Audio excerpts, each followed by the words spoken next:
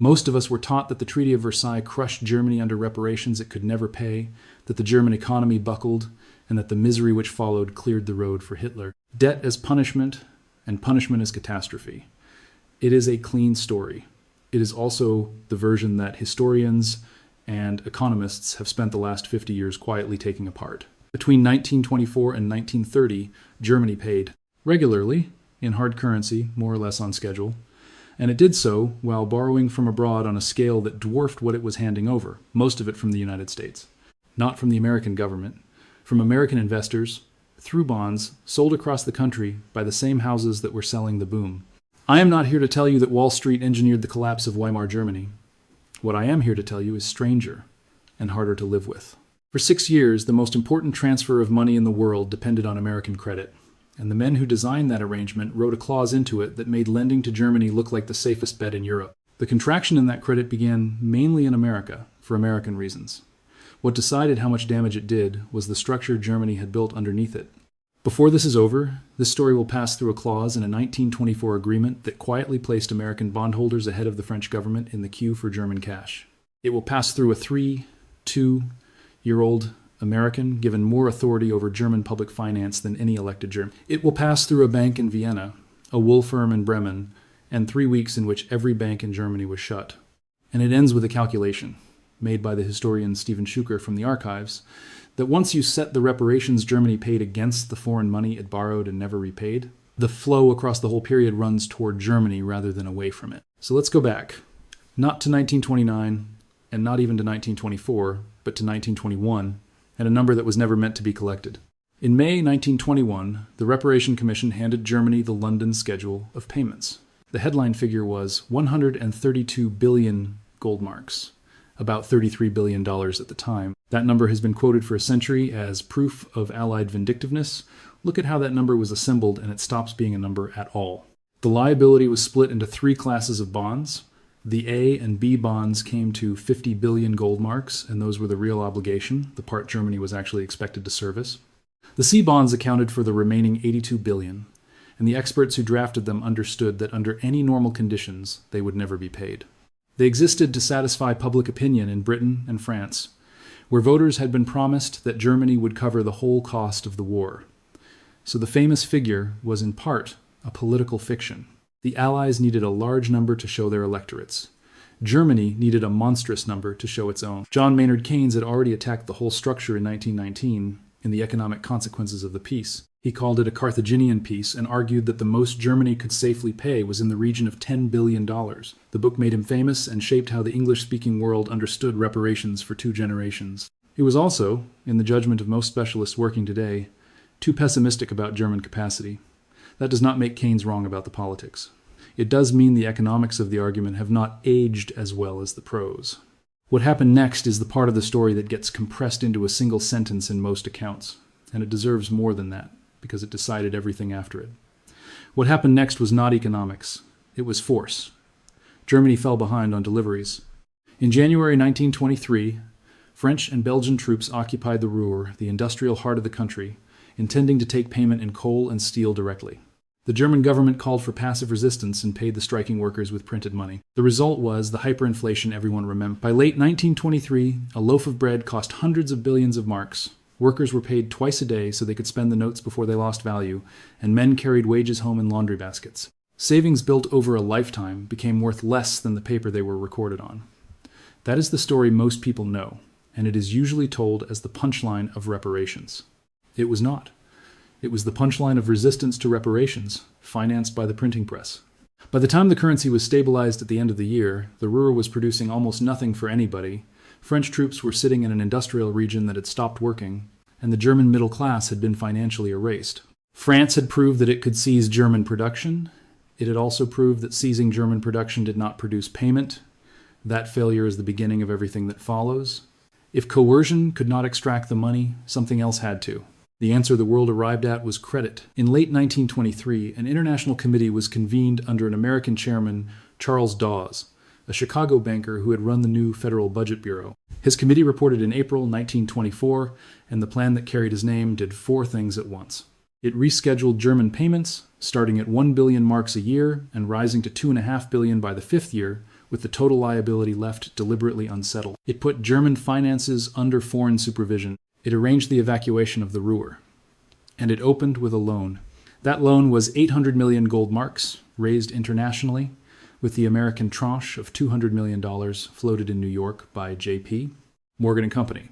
Investors asked for far more of it than was on offer, and the books closed almost at once. That sequence is the whole design. The plan to make Germany pay its debts opened by lending Germany more money. Now let's talk about something the conventional narrative gets badly wrong because it explains almost everything that came after. The Dawes Plan separated two things that everybody had previously treated as one. There was the obligation to raise the money inside Germany, and there was the obligation to send it abroad. Those are not the same problem, and confusing them is what had wrecked every earlier attempt. Under the new system, Germany paid its reparation installments in marks into an account inside Germany, and at that point it had discharged its duty. Converting those marks into pounds, francs, and dollars, and shipping them out was a separate operation, controlled by an American official whose job was to release foreign currency only at a pace the exchange rate could survive. That is the Transfer Protection Clause, and what mattered about it was what it implied for queuing. Foreign currency was the scarce thing. When it ran short, the servicing of ordinary commercial loans went ahead, and the reparation transfer was what got throttled back. So a bondholder in Boston and a finance ministry in Paris were waiting on the same limited pool of German foreign exchange, and the rules of that pool favored the bondholder. The economic historian Albrecht Ritschl has built much of the modern analysis of this arrangement, and his conclusion is blunt. Lending to Germany after 1924 was not simply a gamble on German recovery. In practice, it was a claim that ranked ahead of the reparations owed to the victorious powers on the resources of the largest economy in continental Europe. And a claim that ranks first is a claim you can sell to a schoolteacher in Ohio. If you want to know why American money poured into Germany for 6 years, you do not need a conspiracy. You need that clause. And pour it did, on a scale that the textbook story of a bankrupt Germany cannot accommodate. Over the 7 years from 1924, roughly $1.3 billion of German bonds were floated in the United States. By the end of 1930, total American claims on Germany, long-term and short-term together, stood at about $2.3 billion, of which roughly $1.4 billion was long-term. Contemporary American estimates put the United States at more than half of Germany's long-term foreign credit. Translate those numbers. American investors had lent Germany, a defeated enemy of a decade earlier, a sum comparable to a substantial fraction of the entire federal budget of the period in the form of bonds sold to the public. And the borrowers were not only the German state, they were German cities, German provinces, German utilities, German breweries. Municipalities borrowed in New York to build swimming baths, tram lines, opera houses, and stadiums. The money was cheap, the queue was long, and American underwriters were competing so hard for the business that houses sent representatives to German town halls to solicit it. Think about what that means from the perspective of a mayor in a mid-sized German city in 1927. A man arrives from New York and offers to lend you the money for a municipal power station at a rate lower than anything available at home, in a currency you do not earn. Every neighboring town is taking the same offer. Refusing it is not prudence, it is political suicide. Multiply that by hundreds of municipalities and you have a country accumulating foreign currency debt, one civic improvement at a time, with no institution anywhere in the system whose job was to add up the total. The man at the center of this story is someone almost nobody outside the specialist literature can name. Seymour Parker Gilbert was born in 1892. He had been Assistant Secretary and then Under Secretary of the United States Treasury before he was 30.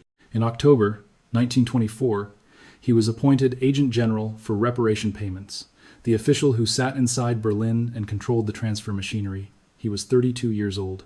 For the next 5.5 years, a young American lawyer held more practical authority over German public finance than any elected German politician, and Gilbert did not like what he was watching. In his reports, notably in 1927, he warned that German public bodies were borrowing and spending at a pace that the country's earning power did not justify, and that the foreign credit flowing in was being consumed rather than invested. He pressed Berlin to restrain municipal borrowing. He was, in effect, telling the market that the collateral was thinner than it looked. Gilbert was not alone. Hjalmar Schacht, the president of the Reichsbank, was the man who had stabilized the currency in 1923. He spent years afterwards attacking the borrowing spree of German cities, arguing that foreign credit was being spent on public swimming baths and civic prestige rather than on anything that would earn the foreign currency to repay it. Schacht would resign in March 1930 in protest at the Young Plan. Two of the best-informed men in Europe were saying the same thing from opposite sides of the argument. The lending continued anyway. American issuance of German bonds peaked in 1928 at roughly $277 million for the year. That is the part of the story I find hardest to explain away. Nobody was deceived. The warnings were published in English by an American official in reports that any underwriter could read. The paper kept selling because the paper kept paying, and because of that clause about who stood first in the queue. Now, hold two facts side by side, because together they make the argument. Germany was paying reparations. Germany was also borrowing from abroad more than it was paying. Ritschl's work makes the point precisely. Germany's current account deficits exceeded its reparation payments in most years, which means reparations were only part of what the foreign money was funding. The rest was ordinary spending, ordinary investment, and ordinary consumption. So the money went round in a circle, and the circle is the thing to hold on to. American investors lent to Germany.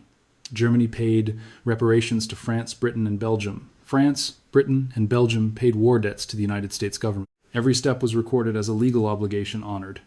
At no point did anyone have to say out loud that the war debts of Europe were being serviced with American savings. I want to be exact about the mechanism because the shorthand version of this is wrong in a way that matters. American dollars were not handed over a counter in New York and carried straight to Paris. The loans went to the German state, to German cities, to German banks, and to German companies. What they did was supply the foreign currency that made the transfers possible. Reparations had to be paid abroad, in money the rest of the world would accept, and Germany could only obtain that money by exporting or by borrowing. Through the second half of the 1920s, it did far more of the second than of the first. So the accurate version of this story is not that America paid Germany's reparations. It is that American lending is what made paying them possible, and that once the lending stopped, no amount of German willingness would have been enough. The circle worked as long as one thing kept happening. New American money had to keep arriving, and the American government had every reason to keep the circle turning, because it sat at the end of it. Britain and France owed the United States Treasury billions of dollars in war debts contracted between 1917 and 1919, and Washington had spent the whole decade refusing to write them off. Every American administration of the period held the same public line. War, debts, and reparations were entirely separate questions, and the Allies would pay what they owed. That position was not sustainable, and everybody involved knew it.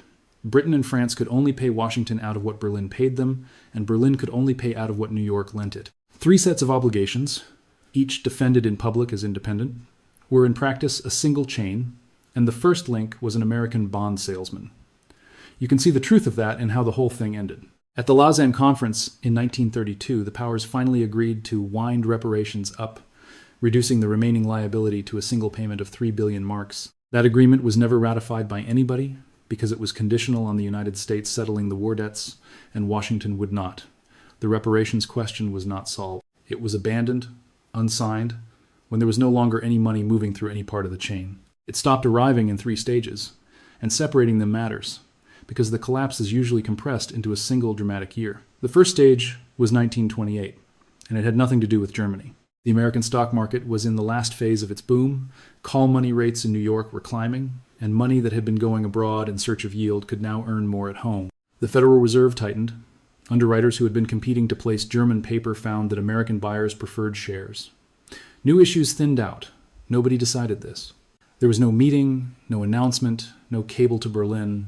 Thousands of separate buyers and dozens of separate houses each made an ordinary commercial judgment about where to put money next month, and the sum of those judgments was a country losing its funding. The second stage was the crash of 1929 and the year that followed, when the market for new foreign bonds in New York very largely closed. American issues of German bonds fell from roughly $277 million in 1928 to under $30 million in 1929. Long-term capital imports into Germany dropped by around 3/4 in a single year. The third stage came in 1931, and it was the dangerous one, because by then the money that remained in Germany was overwhelmingly short-term. Long-term bonds cannot be recalled. Short-term bank credits can simply be left to expire, and a lender who declines to renew a 90-day line has broken no contract and made no announcement. That is what the story means when it says Wall Street pulled back. Not a plug being pulled, new lending drying up, then existing lines quietly, not being rolled over, then, when confidence broke, a scramble by everyone at once to get out of a currency and a banking system that suddenly looked fragile. And the trigger sat in New York, but the damage was decided in Germany, and it is worth being exact about why German banks had been funding long-term assets with short-term foreign money. German cities carried foreign currency debt against tax revenues collected in marks. The political system was fragile enough that any government imposing serious austerity was unlikely to survive it. None of that was created by American investors. What the American market supplied was the timing. Into that situation, in 1929, came the Young Plan, O&D. Young, the head of General Electric, chaired a new committee to settle the reparations question for good. The plan reduced the total to around 112 billion marks and stretched payment out to 1988. It ended foreign supervision and withdrew the last occupying troops. And it created a new institution in Basel to handle the transfers, the Bank for International Settlements, which exists to this day. On paper, it was a relief measure. In one respect, it was the opposite. The Young Plan wound back the transfer protection. After a short transitional period, reparations would recover their seniority over commercial debt. The clause that had made German bonds the safest paper in Europe was being switched off. Consider the timing. The rule that had attracted the capital was removed at almost exactly the moment the capital stopped coming. Ritschl's argument is that this combination turned a credit slowdown into a solvency problem because the foreign creditors who had lent on the strength of their priority could now see that priority disappearing. Parker Gilbert's post was abolished by the same plan. He left Berlin in May 1930. What happened over the following 18 months is one of the fastest financial collapses in the industrial era, and it did not start in Germany. On the 11th of May, 1931, Creditanstalt, the largest bank in Austria, announced that it could not publish its accounts. It was insolvent. Austria was a small country, but Creditanstalt was enormous relative to it, and the failure told every foreign lender in Central Europe the same thing. The banks in this region are not what their balance sheets say. The money began to move. Foreign short-term credits, the money that could leave fastest, started leaving. President Hoover saw what was coming, and on the 20th of June, 1931, proposed a one-year moratorium on all intergovernmental payments, reparations, and war debts together. It was a remarkable gesture from a country that had spent a decade insisting the debts were sacred. It was also too late, and it addressed the wrong debt. Reparations were suspended. The commercial debt, the American bonds, and the short-term bank credits was not. On the 4th of July, a Berlin bank called the Donat, one of the four great German banks, ran out of bills it could discount. It had lent 48 million Reichsmarks to a Bremen wool company called Nordwool, a sum equal to about 40% of its own capital, and Nordwool had collapsed. On the 13th of July, the Donat closed its doors. The next day, the German government shut every bank in the country. The bank holiday lasted 3 weeks, until the 5th of August. Germany abandoned the gold standard in all but name on the 15th of July. American money left in exactly the way you would expect. American short-term bank credits to Germany fell from roughly $500 million at the end of March 1931 to under $390 million by the middle of July, a reduction of more than a fifth in 3.5 months. American withdrawals in that window were larger than French, Dutch, or Swiss withdrawals. By August and September, the creditor countries had negotiated standstill agreements, freezing what was left in place because there was no longer any orderly way to get it out. On the 19th of September, Britain left the gold standard. Austria followed in October. And then it kept going down. German industrial output at its low point in 1932 was about 39% below its 1929 level. Unemployment reached roughly 6 million. That is the machine breaking. Now, the argument about what the story means, which is where the historians start shouting at each other, the historiography here is unusually sharp, and it matters, because this is a subject where getting the story wrong has consequences. The orthodox position, inherited from Keynes, is that reparations were economically crushing and politically poisonous, and that Versailles set the trap that Germany fell into. It held the field for decades. The first serious counter came in 1946 from the French economist Etienne Mantoux in the Carthaginian Peace. Mantoux went through Keynes's predictions one by one and showed that German coal, steel, and iron output had risen substantially by the late 1920s, and that Germany had borrowed heavily abroad while paying comparatively modest amounts in reparations. His critics answer fairly that he was writing with the bitterness of a Frenchman whose country had just been invaded twice, and that he underrates the political damage the reparations regime did inside Germany. Then came the revisionists. Sally Marks, in a series of articles from 1978 onwards, argued that Germany was capable of paying the real obligation, the 50 billion in A and B bonds, through ordinary taxation, and that German governments repeatedly chose default as a deliberate strategy to break the treaty. Between 1921 and the Dawes Plan, she pointed out, Germany made almost no cash payments at all. Her critics reply that capacity on paper and political possibility are not the same thing, and that no Weimar government could have survived the taxes her argument implies. And then there is Stephen Schuker, whose 1988 study is titled, With Deliberate Provocation, American Reparations to Germany. Working from the archives, Schuker calculated the net capital transfer.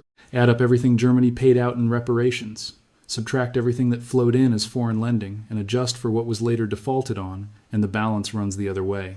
On his figures, the net transfer into Germany between 1919 and 1931 came to roughly 17.75 billion marks, on the order of 2% of German national income across the period. If that calculation holds, the United States did not merely finance German reparations. It paid them, and it did so through the savings of private American citizens who were never told that this was what they were doing.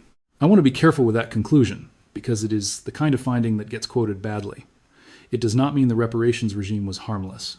A debt can be financially manageable and politically radioactive at the same time. The occupation of the Ruhr, the annual humiliation of the transfer negotiations, and the sight of a foreign official sitting in Berlin with a veto over German finances did real damage to the legitimacy of the Republic, whatever the net cash flows say. But it does mean the sentence people repeat, that Germany was destroyed by paying reparations, is close to the reverse of what the ledgers show. There is one more thing that came out of the collapse, and it has been measured directly.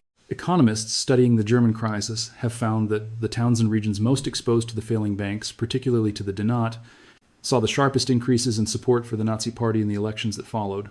The National Socialist vote went from about 18% in September 1930 to over 37% in July 1932. That is not the same as saying the banking crisis caused Hitler. Plenty of other things were happening. But the sequence is difficult to look away from. The credit stopped, the banks broke, and the extremists gained. Now, let me bring all of these threads together, because the chain from 1921 to 1933 is tighter and colder than the textbook allows. A reparations bill was set at a headline number that its own authors knew was largely theater. Force was tried and failed, leaving hyperinflation behind it. Credit was tried instead, and to make the credit flow, the designers gave private lenders priority over the governments who were owed the money. That priority worked exactly as intended, and American investors sent well over $1 billion into German bonds, financing not only the reparations, but a decade of ordinary German spending. The one American official positioned to see the whole picture warned the borrowing had outrun the earning power, and was ignored because the paper was still selling. Then New York found a better use for its money at home. The lending stopped for reasons internal to the United States, and the Young Plan removed the priority clause at almost the same moment. A bank failed in Vienna, a wool firm failed in Bremen, and within 10 weeks every bank in Germany was closed. Each of those steps is defensible on its own. Put end to end, they describe a country whose solvency had been outsourced to the mood of a foreign bond market, and this is where it stops being about Germany. There is a pattern in this story that economists now have a name for. They call it a sudden stop. Capital floods into a country because some rule, some guarantee, some clause makes the risk look smaller than it is. The inflow lifts everything, and the lift is taken as proof that the risk really was small. Then the money reverses, usually for reasons originating somewhere else entirely, and the country discovers that what it had was not strength but access. It happened to Mexico in the 1990s, it happened across East Asia in 1997, it happened to Southern Europe after 2010. In each case, the local failings were real, and in each case, the timing was set abroad. And in each case, the warning signs were visible to somebody in writing in advance and were not acted on because the money was still arriving, and arriving money is a very persuasive argument. The uncomfortable part is not that the money left. It is that the money should never have arrived in that quantity, and it arrived because a legal technicality had rearranged who stood where in the queue. Now, the human ledger, which is the part that gets lost in the transfer statistics, on the German side, 6 million unemployed is a number. What it meant was a country in which a third of the industrial workforce had nothing to do, in towns where the bank on the main square had shut its doors and the savings inside it were frozen for weeks with no explanation anyone could give. A German bank holiday is a phrase that hides what it was. For 3 weeks in the summer of 1931, in a modern industrial country, ordinary people could not get at their own money. Wages could not be drawn, small firms could not pay suppliers, there was no deposit insurance and no clear statement of which banks would reopen and which would not. When the doors opened again in August, the withdrawals were rationed. On the American side, there were the bondholders. German bonds had been marketed to ordinary savers as a respectable, patriotic, well-secured investment in European recovery. In June 1933, the new German government imposed a transfer moratorium and stopped paying foreign creditors in foreign currency. The bonds that had been sold as the safest paper in Europe stopped paying. The people who lost that money had no part in reparations, no view on Versailles, and no idea that their savings had been the mechanism by which a European settlement was being held together. They had bought a bond because a man in an office told them Germany was recovering, and in a narrow sense he had been telling the truth. And Parker Gilbert, the young man who had watched it build and said so in writing, he left Berlin in 1930 And in 1931, he joined J.P. Morgan and Company, the firm that had underwritten the loans he had spent 5 years warning about. He died of a heart attack in 1938 at 45. The next time someone tells you that Germany was destroyed by reparations it could never pay, you will know how to answer, and the answer is not a simple yes or no. The debt was real, the humiliation was real, and the political poison was real. But for the 6 years that the system actually functioned, Germany was not being drained. It was being financed. Stephen Schuker's net transfer calculation sets everything Germany paid out in reparations against everything that flowed in as foreign lending, and then subtracts what was later defaulted on. On his figures, the balance across the period from 1919 to 1931 runs toward Germany rather than away from it. Other historians argue about the size of that figure. Very few now argue about its direction. The reparations did not break Germany. The end of American lending did. And nobody chose that ending. There was no meeting, no decision, no villain who pulled the plug. There was a stock boom in New York that offered better returns, a clause that expired on schedule, a bank in Vienna with bad accounts, and a Bremen wool company that had borrowed too much from the wrong lender. Follow the money in this story, and it does not lead to a conspiracy against Germany. It leads to something less satisfying and more frightening. It leads to a settlement that everybody signed, that nobody could pay for, and that was kept alive for 6 years by strangers who thought they were buying bonds. The whole arrangement rested on one assumption that nobody wrote down, that the money would keep coming. If this is the kind of history you want more of, subscribe. This channel follows the money underneath the events you were taught to explain some other way, and there is a great deal more of it. And tell me in the comments which link you think mattered most. The theater of the 1921 number, the transfer protection clause of 1924, the New York stock boom that pulled the money home in 1928, or the Young Plan removing the priority at the worst possible moment. I read every single one. If you got something out of this, a like genuinely helps this channel reach people who were only ever taught the clean version.